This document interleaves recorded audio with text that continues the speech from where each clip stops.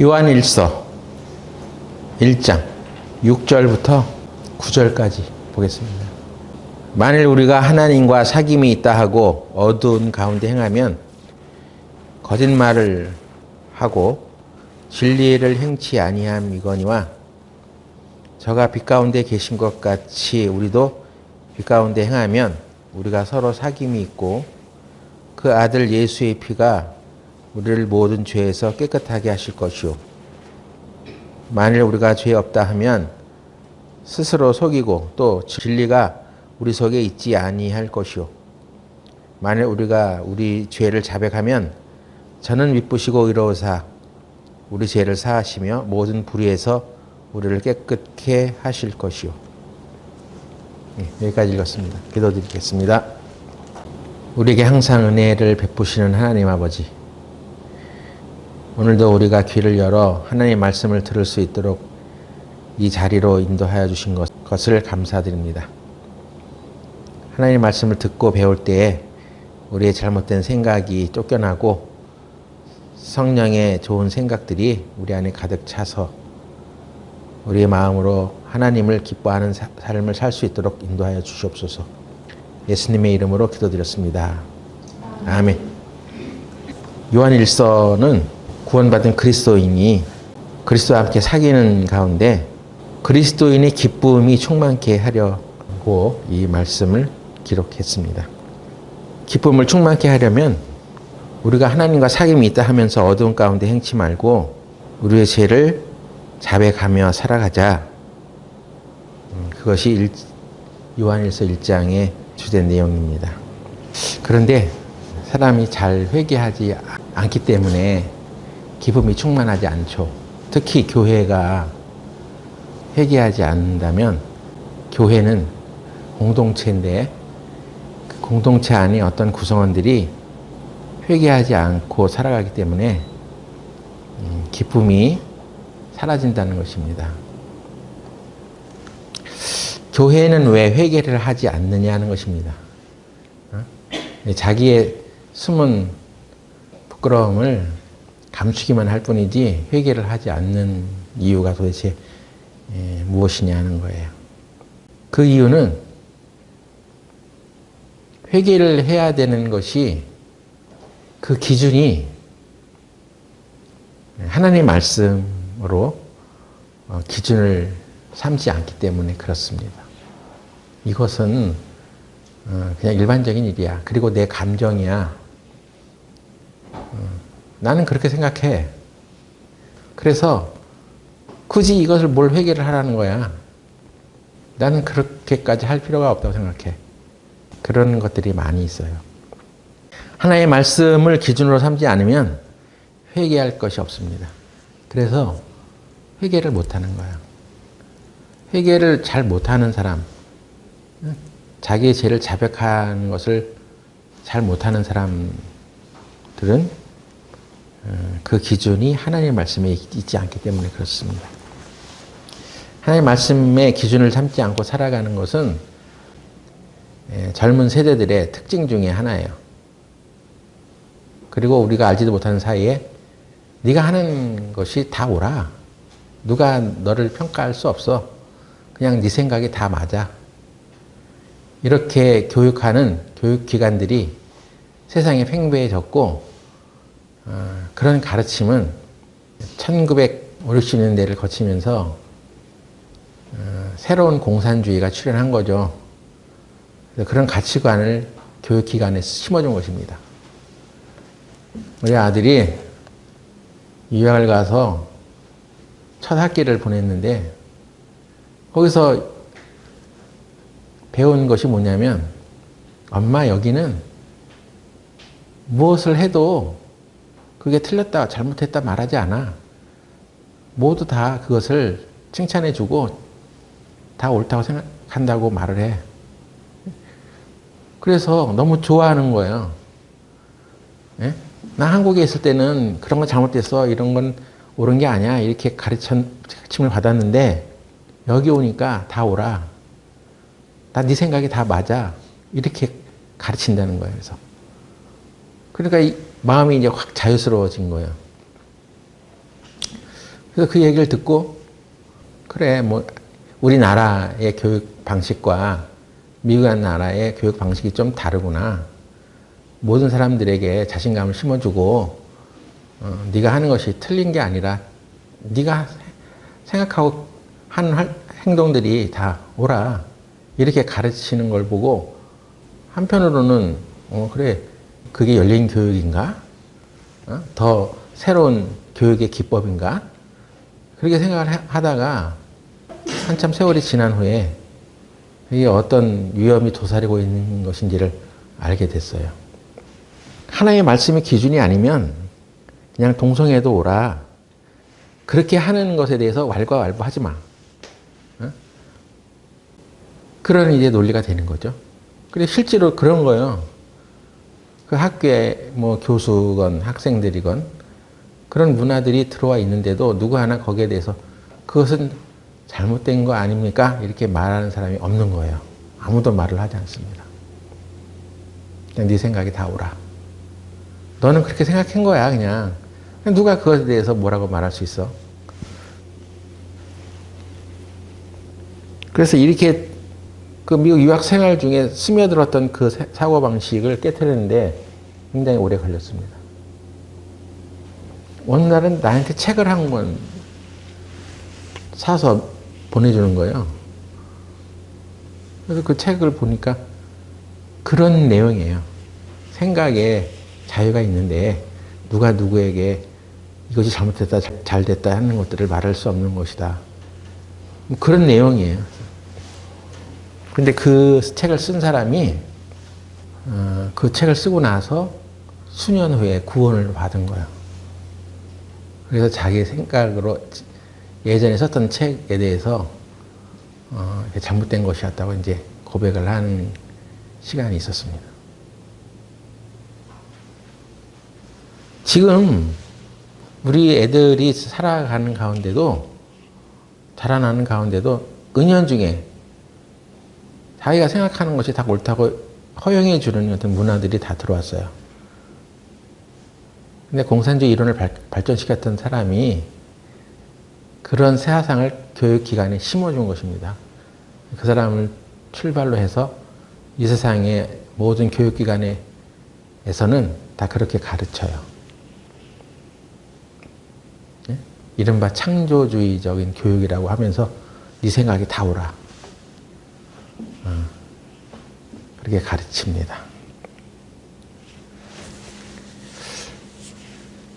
한마디로 선악의 기준을 네가 가져. 네 생각으로 다 처리할 수 있어. 네 생각이 옳으면 옳은 거야. 이런 세대가 된 거죠. 근데 하나님께서 창세기 3장 5절에 선악과를 만드시면서 너희가 그것을 먹는 날에는 너희 눈이 밝아 하나님같이 되어 선악을 알 줄을 하나님이 아심이라 하는 마귀의 유혹을 받아서 그 선악과를 먹게 하죠. 인간으로 하여금. 하나님께서도 아담과 하와가 선악과를 먹게 되었을 때 창세기 3장 22절에 보면 여호와 하나님이 가라사대 보라 이 사람이 선악을 아는 일에 우리 중 하나같이 되었으니 그가 그 손을 들어 생명나무 실과도 따먹고 영생할까 하노라 하시고 에덴 동산에서 아담과 하와를 추방시켰습니다. 선악을 알게 하는 일에 아는 일에 우리 중 하나같이 되었다. 하나님처럼 됐다는 얘기죠. 그럼 좋은 거 아닌가? 선과 악을 구분할 줄 아는 사람이 됐다는 것은 좋은 거 아니냐 말이야. 근데 왜 하나님께서 에덴 동산에서 인간이 그렇다면 생명나무의 실과도 먹고 영생할까 한다 해서 왜 쫓아냈을까 하는 것입니다. 선악을 아는 것이라는 말은 다른 말로 무엇이 선인지 무엇이 악인지에 대한 결정과 정의와 기준을 하나님께 두지 않고 자기가 하나님이야. 자기가 결정한다는 뜻이 되는 것입니다. 이것이 바로 죄를 지어 타락한 인간의 모습이었습니다. 하나님처럼 법을 정하고 규범을 만들고 범위를 정하는 일을 자기 자신이 갖게 되었다는 얘기죠. 하나님은 그것을 죄로 여기신 것입니다.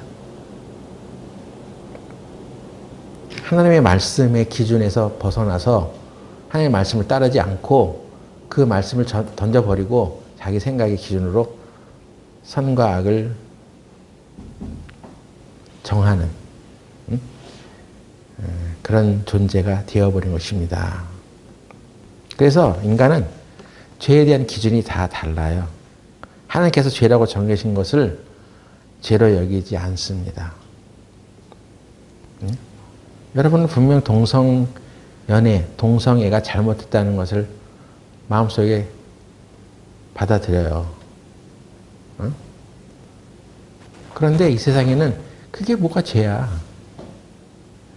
또 그것을 허용하는 것을 말하는 목사들도 있어. 그건 죄가 아니라고 그냥 어떤 DNA에 의한 어떤 성향일 뿐이라고 얘기하는 사람도 있어.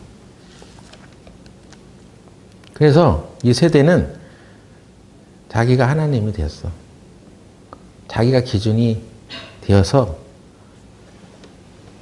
그 모든 기준을 자기가 스스로 만들고 선악에 대한 기준도 정해놨기 때문에 그 기준에 따라 사는 것입니다. 이런 위험성이 있는 거예요. 그래서 네가 생각하는 게 다 옳아. 그냥 좋은 것도 아니고 나쁜 것도 아니야. 그냥 네 생각이 다 맞아. 이렇게 교육하는 것이 얼마나 위험한 것인지를 알게 합니다. 그래서 선악의 기준이 어디서부터 오는지를 알아야 돼요. 로마서 7장에 보면 바울은 율법에 대해서 말하기를 율법이 탐내지 말라고 하였기 때문에 탐내는 것이 죄인 줄 알지 않았느냐. 탐내지 말라는 것이 뭐가 죄야? 그렇게 이제 사람들이 생각할 수 있죠. 그러니까 율법을 주어서 탐내지 말라. 이 죄라는 것을 명문화시켰어. 글자로 탁 박아놓은 거야. 그래서 탐심이 죄라는 것을 깨닫게 하는 역할을 한다고 말했습니다. 그러면 탐내는 것이 죄라는 것은 하나님의 말씀에 이렇게 되어 있어 라는 기준을 말해준 거죠. 그래서 그냥 우리로 하여금 네 마음에 내키는 대로 살지 마라. 그걸 율법이 가르쳐 주는 것입니다. 마음이 원하는 대로, 육체가 원하는 대로 살면 하나님을 기쁘시게 하지 못하는 거죠. 내 마음의 육체가 원하는 대로 살면 그렇게 된다는 것을 알려준 것입니다. 근데 인간이 그 율법을 통해서 이제 이것이 죄야 라는 것을 알려줌에도 불구하고 사람들은 그것을 무시하고 살아가는 사람도 있고 또 자기의 생각에 그것이 죄라고 여겼던 부분들이 하나님 말씀에 이것이 죄야 라고 가르쳐주면 그건 그냥 율법에 있는 얘기야. 지금은 율법이 끝났는데 무슨 그게 필요해 하고 율법을 또 폐기하려고 하는 사람도 있습니다. 근데 하나님께서는 율법보다 더 훌륭한 성령을 우리에게 주시고 성령을 통해서 그것이 옳고 그름을 알 수 있도록 해 놓으셨어. 어떤 부자 청년이 내가 어떻게 해야 영생을 얻겠습니까? 영생 얻는 그 길이 어디 있습니까? 하고 물어봤어. 그가 보기에 하나님의 율법으로는 자기가 흠잡을 데 없다고 생각하기 때문에 내가 또 어떤 다른 법을 지켜야 되겠습니까? 하고 물어봤습니다. 예수님께서 너에게 한 가지 부족한 것이 있어. 그게 뭐냐면 그가 부자였기 때문에 하나님께서 너 그럼 가진 돈을, 재물을 다 가난한 사람들에게 나눠주고 나를 쫓아오너라. 그렇게 말했습니다. 그랬더니 그 청년이 재물이 많은 거로 근심하며 떠나갔다고 했습니다. 그러니까 율법을 제대로 지킬 수 없었죠. 예수님에 의해서 나오는 그 말을 율법적으로 해석을 했겠죠. 그 뒤로 그 청년이 회개하고 돌아왔는지 아닌지 성경에 없어요. 그 사람이 그 미래의 결과에 대해서 어떻게 그 그 청년이 결론을 맺었는지는 알려진 바가 없어. 근데 아무튼 예수님을 떠났어. 그의 생각에는 난 이런 것도 하고 저런 것도 하고 하나님의 법을 지켰다고 생각하는데 내 가진 재물을 가난한 사람에게 나눠주라고, 그리고 나서 주님을 쫓아오라고, 그것도 내가 어떻게 행해야지가 되는 일이고 그것을 행해야지 영생을 얻는 길이라면 그건 할 수 없는 거야. 아무리 영생을 준다 하더라도 자기 가진 재물을 놓칠 수는 없는 거였다는 거죠.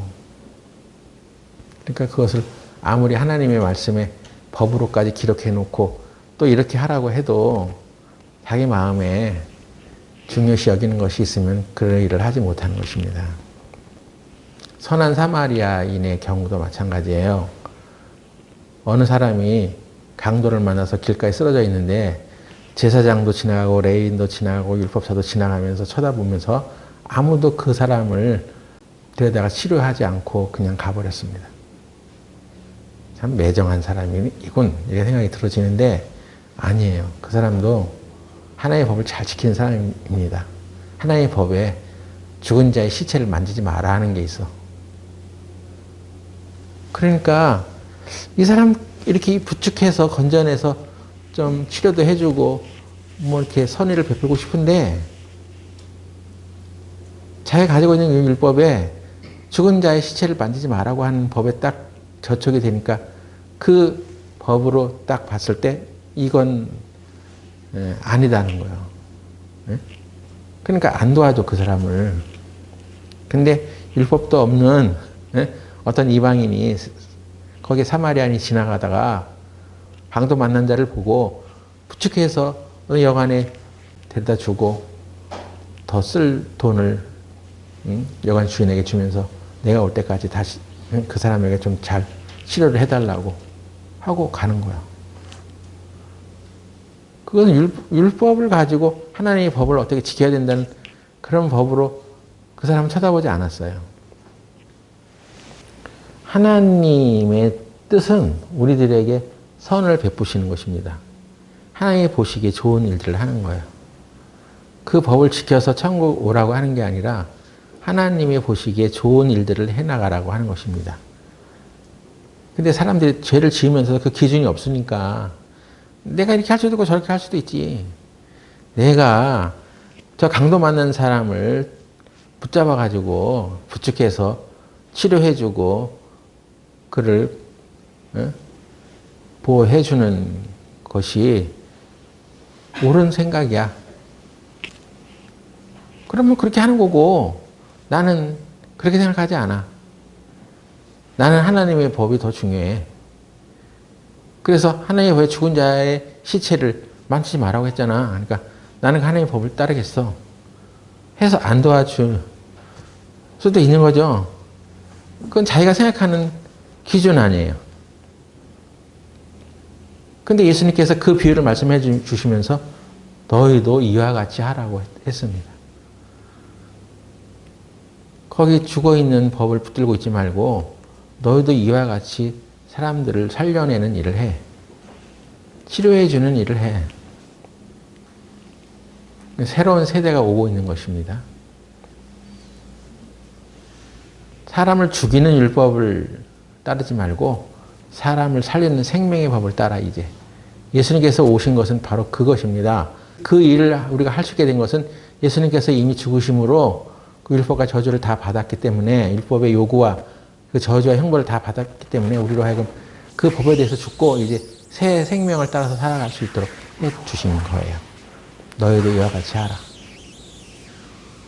그러니까 우리는 이제 새로운 생명의 법을 따라서 살아갈 수 있는 자가 되었습니다. 그래서 그 가난하고 불쌍한 강도 만난 사람을 도울 것이냐 안 도울 것이냐는 그런 문제는 이제 양심의 문제가 아니에요. 양심보다 더 밝은 하나님의 법이 들어왔어. 그게 바로 성령입니다. 야고보서 4장 17절에는 선을 행할 줄 알고도 행치 아니하면 죄라고 했습니다. 내가 하나님의 법을 따를 것이냐 안 따를 것이냐의 문제가 아니라 이렇게 하는 게 옳은 거 아니야? 그건 양심의 문제도 아니고 성령의 음성이란 말이에요. 그 강도 많은 사람을 도와줘. 이게 성령의 음성인데, 이러므로 사람이 선을 행할 줄 알고도 행치 아니하면 그게 죄가 되는 거예요. 여러분이 만일에 어떤 형제가 어려움에 처져 있고 급히 돈이 쓸 것이 생겼는데 그 사람을 도와줄 수도 있고 안 도와줄 수도 있겠죠. 그러면 도와주면 선한 일이고 안 도와주면 악한 일이겠습니까? 여러 가지 경우를 따져봐야죠. 근데 하나님께서는 우리에게 율법이 아닌 사실은 성령의 법을 따라 살아갈 수 있는 어떤 기준들을 제시해 준 말씀들이 있어요. 신명기 15장 7절부터 11절까지 보겠습니다. 15장 7절부터 보면 네 하나님 여호와께서 네게 주신 땅 어느 성읍에 서든지 가난한 형제가 너와 함께 거하거든 그 가난한 형제에게 네 마음을 강팍히 하지 말며 네 손을 움켜쥐지 말고 반드시 네 손을 그에게 펴서 그 요구하는 대로 쓸 것을 넉넉히 구워주라. 삼가 너는 마음에 악념을 품지 말라. 곧 이르기를 제7년 면제년이 가까웠다 하고 네 궁핍한 형제에게 악한 눈을 들고 아무것도 주지 아니하면 그가 너를 여호와께 호소하리니 네가 죄를 얻을 것이라. 너는 반드시 그에게 구제할 것이요 구제할 때에는 아끼는 마음을 품지 말 것이니라. 이로 인하여 네 하나님 여호와께서 네 범사와 네 손으로 하는 바에 네게 복을 주시리라. 땅에는 언제든지 가난한 자가 그치지 아니하겠으므로 내가 네게 명하여 이르노니 너는 반드시 경내 네 형제의 곤란한 자와 궁핍한 자에게 네 손을 펼치니라. 신명기에는 이스라엘 공동체 내에서 가난한 사람들에게 강팍한 마음을 갖지 말고 도와주라고 하죠. 응? 그가 요구하는 대로 쓸 것을 넉넉히 구워주라. 하나님의 말씀인데 구약에 있으니까 우리는 이제 그건 구약의 율법 아니에요. 율법이니까 그렇게 써놓은 거죠. 우리는 율법에서 해방됐어요.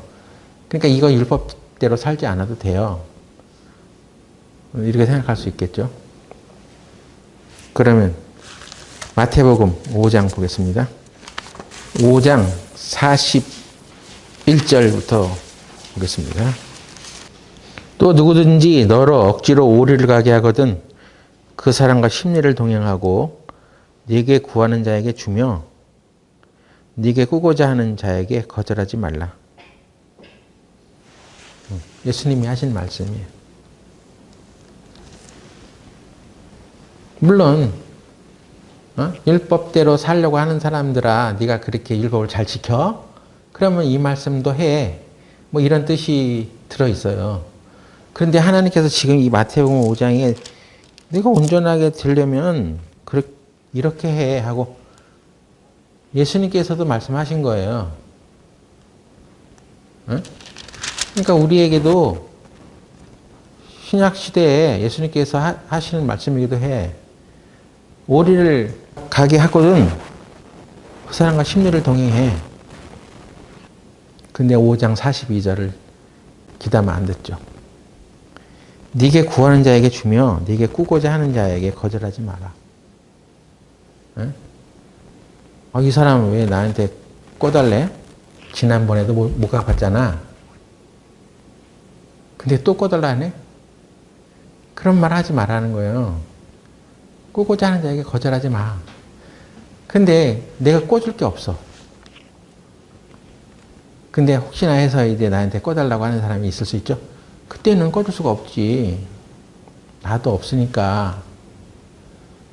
그렇다고 해서 나도 없는데 뭘 나한테 꿔달랍니까? 없습니다. 냉정하게 뿌리치지는 말아야죠. 근데 없어서 못 꿔주는 것은 누가 뭐 죄라고 할 수 있는 부분이 없잖아요. 신약시대에 사는 우리가 그리스도의 은혜의 말씀에 사는 사람들이 그거 못했다고 뭐 마음에 꺼리진 않잖아요. 근데 있으면서도 안 꺼줄 수가 있죠. 아니, 난 교회에는 돈거래 하는 거 합당치 않다고 생각합니다. 꾸어주지도 말고 꾸지도 말고 이런 게 편해요. 이렇게 사는 사람의 삶의 방식에서는 이 말씀이 마태복음 5장 42절 말씀은 파내야지. 이걸 지워버려 그냥. 칼로 이 말씀을 쫙 오리던가 뭐 테이프 안 보이는 걸로 붙여놓던가 이런 말씀을 자기 마음속에 하나도 들어오지 못하게 해야지. 근데 이 말씀은 살아있는데 그렇다고 해서 뭐 잘못된 건 아닐 수도 있어. 근데 만일에 악한 마음을 가지고 안 돼. 응?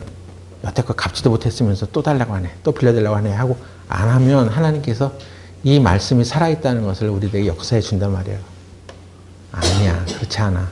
네가 율법에서 해방됐다고 해서 이 말씀까지도 해방됐다고 하지 마. 이 말씀은 새로 사랑의 법으로 해야 되는 일들이야. 응? 그래서 그리스도의 사랑을 가지고 살아가는 것이 어떤 것이냐, 뭐가 옳은 것이냐, 경우에 따라 다르지만 어떤 경우는 돈을 빌려주지 않고 재물을 빌려주지 않는 게 악한 짓일 수가 있어. 어떤 경우는 그게 악한 것까지 안 갈 수가 있어. 아예 없으면 못 빌려주는 거 어떡하는 거예요? 어쩔 수 없는 거 아니야. 근데 하나님의 말씀에 비춰볼 때 만일에 그 도와줄 마음을 막으면서 그거 싫어가지고 안 빌려주는 거라면 그건 악한 거죠. 하나님의 뜻은 원하는 대로 꺼줘. 그것입니다. 꺼주는 것도 한계를 넘어서 그냥 줘 하는 것도 있어요. 여러분은 신앙생활을 하면서 내가 생각했던 기준이 다가 아니라는 것을 알아야 됩니다. 그 어떤 일들이 벌어졌을 때 하나님의 말씀에는 어떻게 돼 있지? 하고 찾아야 돼요. 우리는 돈이 없어서 돈을 빌리다 보니까 돈을 빌리는 것이 어떤 것인지를 또 하나님께서 어떻게 말씀하시는가를 찾아지게 됐어. 그게 너무나 마음이 아파서 하나님 도대체 돈 빌리는 것에 대해서 어떻게 말씀하십니까? 응? 너희는 사랑의 빚 외에는 아무에게도 아무 빚도 지지 말라. 그럼 이게 돈 꺼주지 말라는 얘기예요? 빚지지 말라는 얘기예요? 그 말씀을 그냥 연구하고 찾다가 보니까 아니 성경에 이런 얘기도 있다고. 이 말씀이 거기 있는 걸 알지도 못했어요. 네가 꾸고자 하는 자에게 거절하지 마라. 특히나 교회 공동체 안에서 그렇게 하라는 것입니다. 근데 우리는 어떻게 배워왔어요? 여태까지? 교회 안에서는 돈거래 하지 마. 이상한 것을 배운 거예요. 하나님의 말씀을 배운 게 아니라 사람의 생각으로 자리 잡은 그 고정관념이 투영된 그 교훈을 배운 것입니다. 그래서 하나님의 말씀을 받아들이는 사람은 이렇게 사는 거고 하나님의 말씀을 받아들이지 않는 사람은 도저히 이해가 안 되는 거지. 뭐 어떻게 돈을 꺼줘. 어? 그리고 지난번에 꺼갔는데 갚지도 않았는데 어떻게 꺼져 또. 제가 오늘 기도의 골방에 응답하라 1988일 그 짤 드라마를 하나 올려놨어. 덕선이네 엄마가 덕선이가 수학여행 가는데 쓸 돈이 없어.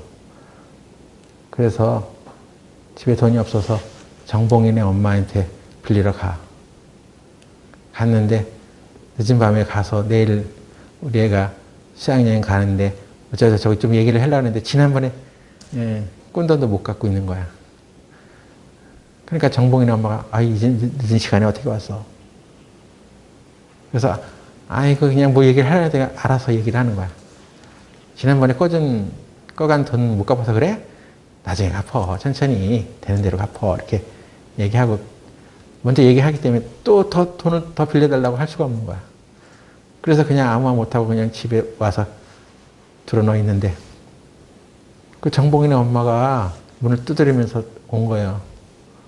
어? 덕선이 엄마 잠자? 자? 잠깐 나와봐. 했더니 나와보니까 뭐 옥수수를 한 방울 쪄가지고 이거 가져와서 옥수수 찐 것 좀 먹으라고. 그래서 그냥 그러냐고 하고 이제 배웅을 하고 들어가는데 그 옥수수 찐 바구니에 봉투가 있는 거야. 거기에 그 드라마 상에서는 국졸이라고 하는데 그래서 잘 필체도 별로 시원치 않고 한 그 글자로 서툰 글자로 덕선이 내일 수학여행 가지? 이거 용돈이나 써 하면서 그 꾸고자 했었던 그 돈을 담아서 그 봉투에 넣어 있는 거예요. 그 마음을 헤아린 거죠. 자기도 가난하게 살아왔었기 때문에 그런지 몰라도 그 가난한 자의 마음을 아는 거죠. 왜 저녁 늦게 우리 집을 왔다 갔는지를 아는 거예요. 차마 말을 못해서. 돈을 더 빌려달라고 얘기할 수도 없어서 미안해서 갔지만 그 마음이 어떤 것을 알고 그렇게 도와주는 그런 드라마 한 짤이야. 한 방송. 그게 이방인들 사이에서 그런 일이 있었다는 것을 아니 그냥 뭐 드라마로 그렇게 만들어냈는데 어떻게 그런 장면을 만들어냈을까? 응? 우리 그리스도인들이라면 그렇게 이방인들 사이에서도 그런 사랑이 오고 간다면 하나님 믿는 자녀들의 삶에서는 더 일어나지 않아야 되겠냐? 넘치도록 그런 일들이 벌어져야 하지 않겠냐는 거예요. 누가 돈을 빌려줘라 마라 하는 것을 법으로 정해서 하는 것이 아니라 성령이 우리 마음까지 그걸 움직이지 않겠어요? 예? 그게 하나님의 사랑이 교류되는 거 아니겠냐는 거예요. 이스라엘 역사 가운데 사울이라는 왕이 있었는데 사울 왕이 버려진 이유가 있습니다. 사울이 처음에 하나님이 세우심을 입은 왕이 되었을 때 사울은 하나님의 영에 크게 감동된 적이 있었어요. 하나님의 영에 감동됐다는 얘기는 하나님의 영이 그를 인도했다는 얘기죠. 하나님의 영에 크게 감동이 되었던 거죠. 그래서 본래 사울이라는 사람 자체가 갖고 있었던 어떤 생각으로가 아닌 하나님의 영에 감동이 되어서 이스라엘을 모욕한 적군을 물리치는 일을 하게 됩니다. 하나님의 영에 감동이 되는 것은 우리는 영적인 존재들이기 때문에 하나님을 하기 위해서는 먼저 하나님의 감동을 입어야 돼요. 내 힘으로 그걸 물리치는 것이 아니라 하나님의 영에 감동이 되어서 이것들이 하나님을 모독하네 하면서 이제 전쟁에 나가서 승리해. 사울도 그런 적이 있어요. 그런데 사울이 실패한 왕으로 평가되는 것은 그가 지속적으로 하나님의 말씀을 거부하는 생활을 하면서부터 시작이 됩니다. 첫 번째는 하나님의 능력을 체험했던 사울이었지만 이제는 하나님의 군대를 의지하는 마음에서 자기 자신의 힘과 능력을 의지하는 쪽으로 바뀌어가요. 사울의 실패한 것은 근본적으로 하나님을 의지하지 않는 교만한 태도에서부터 시작됐어요. 두 번째는 하나님이 정해놓으신 일을 자기가 지키지 않으면서 자기가 해도 된다고 생각하는 그런 쪽으로 가버렸어요. 번제와 화목제물을 자기가 드리는 일을 그때 당시 왕은 해서는 안 되고 하나님이 정하신 제사장들만 할 수 있었는데 자기가 높아지니까 자기 힘으로 그냥 자기 주권으로 제사를 드려버리고 전쟁에 나가려고 했던 것입니다. 세 번째 가장 중요한 이유가 있는데 사울이 실패한 이유는 하나님께 회개하지 않았고 변명만 했기 때문입니다. 서두에 우리는 교회는 왜 회개하지 않는가? 이 질문을 던졌습니다. 왜 교회는 회개하지 않습니까? 그 기준이 하나님의 말씀에 기준을 두지 않기 때문에 그런 거예요. 그래서 하나님의 말씀을 기준으로 삼지 않는 사람은 회개란 없는 거야. 사울이 왜 당신은 망령되이 일을 행합니까? 응? 왜 이렇게 했습니까? 했을 때, 아, 제가 잘못했습니다. 제 생각이 짧았습니다. 제가 어리석은 생각을 했습니다. 이렇게 해야 되는데, 구구절절 변명을 하는 거. 내가 그렇게 한 것은 이스라엘에게 좀 더 나은 제물을 드리기 하기 위해서, 좋은 것을 하나님께 드리기 위해서 한 것이죠. 저도 다 이유가 있었죠. 회개는 그런 게 아니잖아요. 아, 내가 하나님 말씀에 비춰보아서 잘못되었습니다. 그걸 알아야 되는데, 그렇게 말해야 되는데, 죄를 자백하는 대신 자기 행위를 정당화시키려 했던 거죠. 내가 그렇게 한 이유는 너 때문이야. 이것입니다. 네? 이스라엘 때문이야. 이 좋은 재물을 왜 버려? 이거 하나님께 드리려고 한 거지. 내가 뭐 나먹자 한 것이겠어요? 하고. 그래서 사울은 사무엘로 하여금 하나님의 말씀을 듣게 됐는데 너의 나라가 길지 못할 것이야.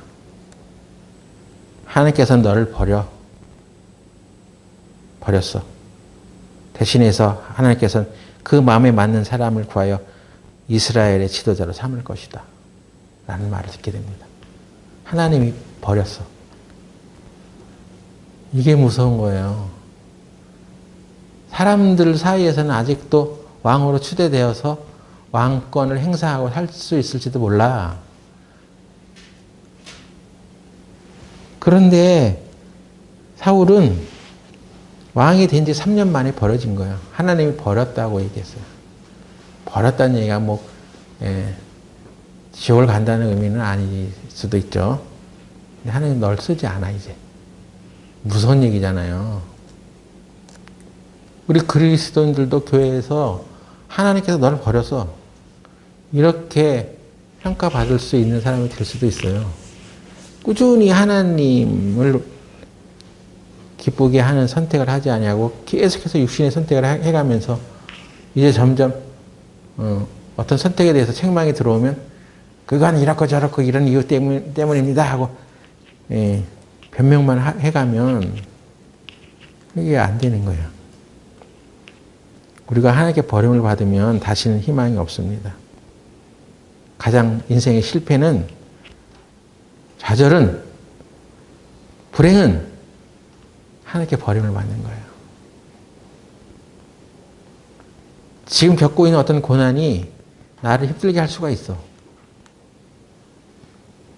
그렇지만 그 고난의 시기를 견디고 나가면 하나님의 말씀대로 했을 때 다시 하나님 그걸 원상 회복시켜. 하나님께 받는 것보다 더 큰 실패는 없는 거예요. 여러분은 하나님께 버림받는 것을 우습게 생각하세요? 그렇게 하면 안 되죠. 우리가 잘못을 했을 때 변명하지 말고 실수를 인정하고 바로 회개해야 되는 것입니다. 하나님의 말씀에 비춰보는 기준을 잃어버리면 안 돼요. 베드로는 3번이나 주님을 부인했어. 저주하고 욕도 했어. 하지만 하나님의 말씀에 따르는 삶을 그래도 붙들었기 때문에 그가 회개하고 하나님의 말씀으로 다시 무장하고 제자들 중에 그래도 가장 수제자로서 살아갈 수 있게 되었죠. 가룟 유다도 자기 잘못을 인정하고 양심의 가책을 받았다고는 합니다. 그런데 그게 회개하지 않은 거예요. 에이, 잘못됐네 이거. 어? 내가 모시던 예수님을 그냥 은삼십에 팔아버렸네. 하고 너무나 가책이 돼가지고, 양심의 가책이 돼가지고 스스로 목을 메어 죽었어. 근데 그 밧줄이 끊어가고 그냥 창자가 배에서 터져서 죽었어. 끔찍한 결과가 나왔습니다. 똑같이 어떤 잘못에 대해서 인정을 했는지 모르지만 한 사람은 회개한 사람이고 한 사람은 그냥 양심의 가책만 받은 사람이었어요. 하나님 우리에게 회개하기를 원해. 그럼 회개는 뭐요? 아, 내가 잘못했네. 그게 아니죠. 잘못한 것을 인정하고 하나님께 돌아와야죠. 하나님 안에서 그것을 해결해야 됩니다. 무슨 잘못을 했으면 오히려 더 주님께 나와가지고 예수 그리스도의 피로 정함을 받고 살아가야죠. 교회에서 어떤 문제가 생겼어. 그러면 오히려 더 교회에 나와서 하나님 말씀 들어야 되는 거예요. 지금 생각이 너무나 삐뚤어져 있기 때문에 자기 생각으로 꽉 차 있기 때문에 고쳐지지 않아요. 나를 찾기 위해서 나는 여행을 좀 다녀와야 됐습니다. 가서 어떻게 돼갖고 오냐면 마귀한테 확 사로잡혀서 오는 거예요. 자기의 생각으로 가득 차는 것입니다. 사무엘상 10장에 보면 사울이 자꾸 영적이지 않은 선택을 하면서 살아가니까 하나님께서 그를 버리는데 어떻게 버렸냐면 여호와의 신이 사울에게서 떠나고 여호와의 부르신 악신이 그를 번뇌케 한지라. 이제 마귀가 쑤시는 거예요. 계속 그 생각을. 여호와의 부르신 악신이 하나님께서 그러면 마귀를 뭐 이렇게 보내죠? 그게 아니죠. 여호와의 부르신 악신이라는 것은 하나님이 그 악한 신이 활동할 수 있도록 그냥 허용하는 거예요. 내버려 두는 거예요. 예? 이 허용 동사가 있다고 그랬어요. 히브리어에. 하나님은 더 이상 손대지 않습니다. 사단에게 내어준 자도 있다 하는 얘기가 성경에, 신약성경에 기록되어 있는데 그 사단이 활동하게 그냥 내버려 두는 거예요. 돌이키지 않으니까 마귀가 한번 사로잡히면 빨리 거기서 돌이켜서 회개를 해야 되는데 이 마귀가 꽉 쥐어잡고 있는 사람은 회개가 없는 거지. 꾸준히 그게 1년, 10년, 20년, 30년 계속 가도 계속해서 그 마귀의 활동이 계속 그 사람에게 남아있는 거예요. 신약성경에는 그래서 사단의 귀신들에게 넘겨진 사람들의 예가 나와. 아나니아 삽비라 같은 사람은 사단의 영으로 채워진 것에 대해서 경고를 받았습니다. 그 사람은 교회 안에서 헌금을 했는데 자기가 낸 헌금의 일부를 자기 것으로 감추고 이거 다 낸 거예요 하고 교회 안에서 높임을 받으려고 했다가 현장에서 즉사한 사람이에요. 아, 신약 성경에 예수님께서 우리의 죄를 다 사해 주셨는데 왜 그런 일이 벌어졌을까? 그 일로 인해서 모든 사람들에게 경계를 한 거예요. 교회 안에서 이 사람들처럼 살면 안 돼. 교회를 우습게 보면 안 돼 하는 것입니다. 거기에는 거짓이 들어있었던 거예요. 고린도 교회에 자기 아비의 아내를 취한 자들도 있었어. 그래서 바울이 편지하기를 이런 자를 사단에게 내어주라고 명했습니다. 도대체 회개를 안 하는 거야. 사단에게 휘어잡히면 회개라는 없어요. 회개 없는 자들의 결국은 성경이 그것을 말해주고 있습니다. 그 중에 오늘 우리가 함께 살펴볼 내용은 우리가 무엇을 회개해야 되느냐 도대체. 그리스도인들이 많은 말로 죄를 져. 여러분 말을 회개해야 됩니다. 마귀는 그 사람의 말 속으로 들어가가지고 말을 통해서 죄를 짓게 해. 근데 말은 어디서 나오는 거냐면 생각에서 나오는데 그러면 생각으로 이미 들어왔다는 얘기죠. 예수님께서 내가 내게 이른 말이 영이요 생명이다. 예수님이 하시는 말씀은 영이에요. 그래도 인간이 하는 말은 인간의 영을 말해. 영적인 상태를 말해. 죽고 사는 것이 혀의 권세에 달려있다고 했습니다. 내 입에서 나가는 말이 그건 그냥 내가 잘못한 말이에요. 이렇게 해서는 안 되는 거야. 만일 그 말에 의해서 어떤 일들이 벌어졌을 때는 말을 회개할 줄 알아야 돼요. 교회에 어떤 일들이 벌어졌을 때 그 형제가 무슨 죄를 범하면 너와 그 사람과 상대해가지고 말을 해. 1대1로 만나는 거예요. 여러 사람들이 함께 만나서 얘기해봐야 소용없어. 내가 제일 그래도 그 사람을 아끼면 그 사람과만 상대, 그 사람과만 상대 1대1로 딱 붙어서 얘기를 하는 거야. 당신이 지금 갖고 있는 생각이 잘못된 것 같아. 당신의 행동이 잘못된 것 같아. 이걸 말해주는 거예요. 그래도 말을 안 들으면 어떻게 해? 두세 사람이 가서 또 말을 해. 그리고 그 말마다 증참케 하는 거예요. 네가 이런 말 했지?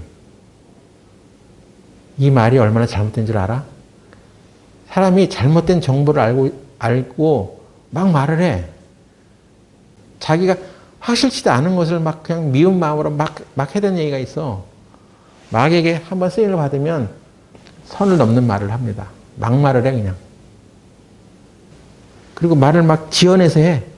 그래서 말마다 증참케 하라. 그래서 그 말이 잘못되는 것을 고쳐주라는 거예요. 그 말은 즉 그 생각은 옳은 게 아니야. 잘못된 거야. 그걸 쭉 얘기해 줘야지 돌이키는 거예요. 가만히 내버려 두면 그 생각으로 확 굳어지겠죠. 그래서 잘 들어야 돼요. 마귀는 사람들의 얘기를 잘 듣지 않게 하고 특히나 하나님의 말씀을 듣지 못하게 합니다. 그래서 이 사단이 뱀을 통해서 이렇게 역사한 것은 그 어떤 의미가 있죠. 뱀은 귀가 없어. 이 표피동물이기 때문에 체온으로 그 모든 걸 감지하죠. 그 혀로 또 이렇게 감지하고. 안 들어. 교회에 와서 귀 막고 하나님의 말씀을 안 듣고 있는 사람들은 일단 마귀가 정령한 사람이라고 보면 돼. 어느 순간에 그냥 깜짝 놀랄 일을 터뜨려. 그리고 거짓말을 해. 자기를 이롭게 하기 위해서 둘러대. 그래서 마태복음 18장 16절에 만일 듣지 않거든 한두 사람을 데리고 가서 두세 증인의 입으로 말마다 증치않게 하라. 여러분이 말을 회개해야 되는 거는 내가 하나님 앞에 이렇게 살겠소 하고 큰 말을 해놓고 그냥 전을 안 해버리고 그런 거 회개해야 돼. 그리고 중요한 건 거짓말을 회개해야 돼. 거짓은 거짓의 아비가 있어. 거짓의 아비 마귀에서 오는 거예요. 거짓말 하는 순간에 빨리 회개해야 돼요. 그렇지 않으면 그 거짓말 하는 순간에 거짓된 순간에 마귀는 딱 틈을 타는 거예요. 죄가 문에 엎드러지느니라. 딱 버티고 있다가 저것이 거짓말을 이제 합리화시키네, 변명하네. 그런 순간에 마귀는 이제 둥지를 트는 거지. 그리고 계속해서 그 마귀가 한 마리, 두 마리, 세 마리, 10마리 계속 들어오는 거야. 30년 동안 회개하지 않으면 어떻게 되겠어? 30년 동안 마귀가 수두하게 쌓이겠죠. 오늘 내가 하는 말은 그 말이 행동이 되는 것입니다. 하나님의 말씀으로 규정할 수 없으면 그만둬야 되는 거야. 하지 말아야 돼. 막 그것을 계속 우기고 주장하다 보면 그건 마귀의 쓰임을 이제 받는 거야. 옳지, 바로 그거야. 그렇게 해서 그 사람을 딱 휘두르게 되는 거야. 무슨 거짓말이 있을 수 있으니까 말을 자꾸 함부로 얘기해서도 안 되겠지만 만일에 내가 잘못된 말로 이것을 증거하는 것이라면 이게 큰 심판이 오니까 말을 돌이켜야 됩니다. 하지 말아야 돼. 그 하고자 하는 일들을. 거짓된 것으로 출발했기 때문에 이건 안 되게 돼 있어. 그래서 그 거짓된 상황으로 하지 말라고 계속 얘기하는데 아니 내가 하는 일을 합리화시키기 위해서 이런 핑계 저런 핑계 대고 이렇게 하다 보면 신앙생활을 안 하는 쪽으로 선택을 하게 되겠죠. 그렇게 되는 거야. 예? 마지막 날에는 의인 중에서 악인을 걸러낸다고 했습니다. 악인은 어떤 사람이냐? 하나님의 은혜를 모르는 사람. 예? 하나님의 말씀에 비춰서 하나님의 은혜를 따라서 살지 않고 자기 멋대로 사는 사람은 악인이에요. 사람의 성내는 것이 하나님의 의를 이룰 수 없다. 이런 말씀이 있죠. 그럼 성내 가지고 되는 하나님의 의가 있어? 아무리 좋은 의도라도 인간의 감정을 가지고 성을 내 가지고 되는 일이 있냐고. 안 됩니다. 그건 하나님의 방법이 아니에요. 선을 넘는 얘기를 하게 된다는 것입니다. 그러면 거기서부터 분란이 일어나는 거예요. 그래서 우리가 말을 회개해야 되는 게 말 중에는 잘못된 말들이 너무 많아요. 특히 거짓말로 시작된 일들에는 이게 그냥 걷잡을 수 없이 그냥 커지는 거예요. 그래서 말을 바로 잡으라 하는 거야. 상대방이 계속해서 마귀에게 씌어가지고 그냥 이상한 말 막 하다가 그냥 선을 넘는 얘기들이 오고 가니까 그 말을 중지시켜. 너는 그 사람과 상대하여 먼저 단독적으로 말을 하고, 네? 그 아무도 모르는 사람은 괜히 얘기 듣다가 그냥, 어머, 그렇게 됐어? 그래서 막 또 합력해서 가세를 한다고 말이야. 그러니까 그 사람과만 상대해서 먼저 말하고, 그 말을 듣지 않으면 한두 사람을 더 데려가. 그럼 자기가 능히 그 말에 대해서 대적할 수 없었을 경우도 있으니까 사람들은 기억력이 안 좋아가지고 옛날에 무슨 일이 있었는지 시간 지나면 다 잊어버려. 특히 이 교회에는 사단 마귀가 들끓어요.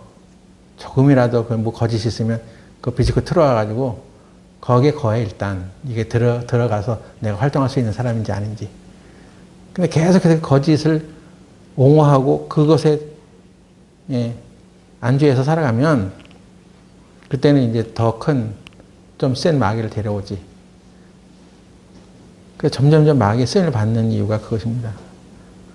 오늘 내가 선택한 말과 행동은 말씀으로 규정할 수 없다면 거두셔야 됩니다. 하지 말아야 돼. 더 진행시키지 말아야 돼. 이런 것들이 다 우리에게서 있으니까 그거를 자백하고 회개하면 교제의 기쁨이 회복되는 것입니다.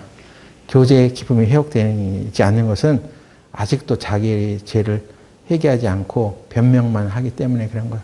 하나님께 버림을 받는 사람들이 되지 말고 쓰임받는 사람이 됩시다. 기도하고 마치겠습니다. 하나님, 오늘 우리는 우리 교제의 기쁨이 회복되기 위해서는 어떻게 해야 되는지를 살펴보았습니다. 주님, 우리 교회의 모든 성도들이 마지막 때에 마귀의 쓰임을 받는 것이 아니라 하나님의 쓰임을 받는 성도들이 되게 하여 주시옵소서. 예수님의 이름으로 기도드렸습니다. 아멘.